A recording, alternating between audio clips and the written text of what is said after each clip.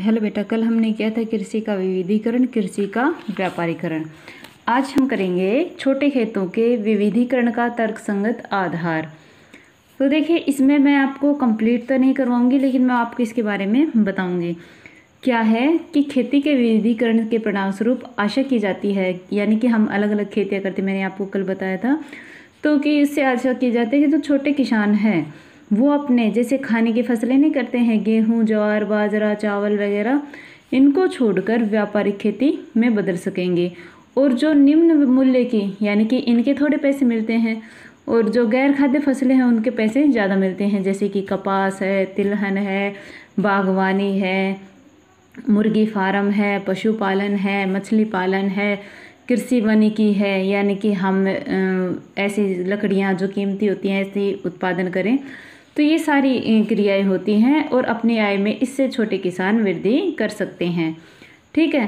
सीमांत किसानों की जोतें जो होती हैं वो औसत आकार इतना छोटा होता है कि इसमें पर्याप्त आय और रोजगार का सृजन नहीं किया जा सकता।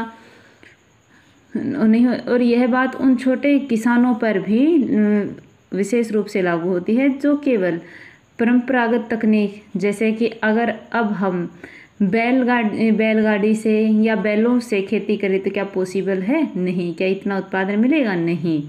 ठीक है। तो इसी तरह कह रहा है कि कोई भी अन्य कृषि तथा गैर कृषि क्रियाकलाप जैसे बागवानी, पशुपालन, मछली पालन, कृषि वानिकी, रेशम के कीड़े पालना, कृषि सेवाएं आदि में हिस्सा नहीं लेते, क्योंकि बस वो उन्हीं पुरानी तकनीक से और जो अपना जो हमेशा पुराना वाला ही खाद्य पदार्थों का ही उत्पादन करते हैं, जिससे उनका गुजारा भी मुश्किल से नहीं हो पाता और वो अच्छे पैसे नहीं कमा पाते अपने जीवन यापन के लिए।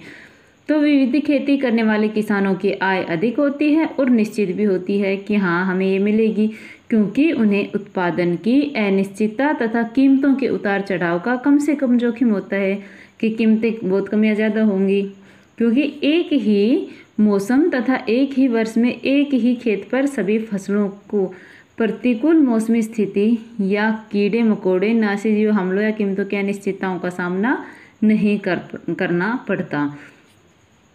एक ही फसल में विशिष्टता प्राप्त खेती को भूमि कटाव या नासी जीव जंतुओं की समस्या से पीड़ित होना पड़ता है।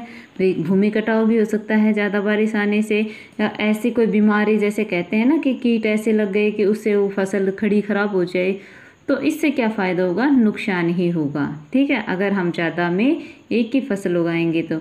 लेकिन हम अलग अलग फसलें उगाएंगे, एक ही जगह पे कई तरह की उगाएंगे, तो उससे हमें ये फ़ायदा मिल जाएगा। अब ये कह रहा है कि भारत में कृषि विविधीकरण की प्रकृति तथा विस्तार। भारत में कृषि विविधीकरण की प्रगति भिन्न भिन्न देशों में विभिन्न प्रदेशों में अलग अलग है। जैसे यद्यपि शुद्ध घरेलू उत्पादन में फसलों के उत्पादन का हिस्सा सभी राज्यों के कृषि क्षेत्र से सबसे अधिक है, तथापि हाल के वर्षों में पशुपालन और मुर्गी पालन के योगदान में असाधारण वृद्धि हुई है। किन प्रदेशों में? आंध्र प्रदेश, बिहार, गुजरात, हिमाचल प्रदेश, कर्नाटक, केरल, मध्य प्रदेश, राजस्थान तथा उत्तर प्रदेश में कृषि क्षेत्र में पाई जाती है कि वहाँ पे मुर्गी पालन और पशुपालन बहुत ज़्यादा हो रहा है। ठीक है। कई राज्यों जिनमें गुजरात, बिहार, पश्चिम बंगाल शामिल हैं, मछली पालन में भी बहुत ज़्यादा वृद्धि हुई है और संपूर्ण देश में जीडीपी में पशुपालन और मछली पालन का योगदान 15.8 और 2.1 रहा है। ठीक है। हाल ही के वर्षों में बागवानी और सब्जियों के पक्ष में भी विविधीकरण विकास हुआ है, और जो 1980 में 80 लाख टन था, अब बढ़कर 264 लाख टन हो गया है। किसका? बागवानी का। ठीक है।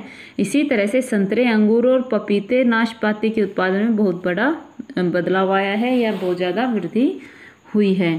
किंतु चावल और गेहूं के क्षेत्र में वृद्धि की प्रवृत्ति जारी है, वो अभी इतनी ज़्यादा नहीं। इसका कारण चावल तथा गेहूं के उत्पादन में हाइब्रिड बीजों का अधिक उपयोग था। वास्तव में जहां सिंचाई की सुविधा उपलब्ध होती है वहां किसान चावल, गेहूं, गन्ना, फलों तथा सब्जियों की फसल को प्राथमिकता देते हैं, क्योंकि वहाँ पे पानी अच्छा होता है, तो पानी से ही ये चीज़ें ज़्यादा होती हैं। भले ही उनकी जोतों का आकार कुछ भी क्यों ना हो, जहाँ पे पानी होगा भाई वहाँ पे सब्जियाँ, गन्ने, चावल और फल ये ज़्यादा उगाते हैं सभी। ठीक है। तो ये है छोटे खेतों के विविधीकरण का तर्कसंगत आधार और विविधीकरण की प्रकृति तथा विस्तार। कल हम इसके करेंगे कुछ समस्याएं। विविधीकरण का है तो सही, लेकिन इसको भी कुछ समस्याओं का सामना करना पड़ता है, तो वो हम कल करेंगे। ठीक है, तो इसको लर्न और राइट कर लीजिए। Thank you.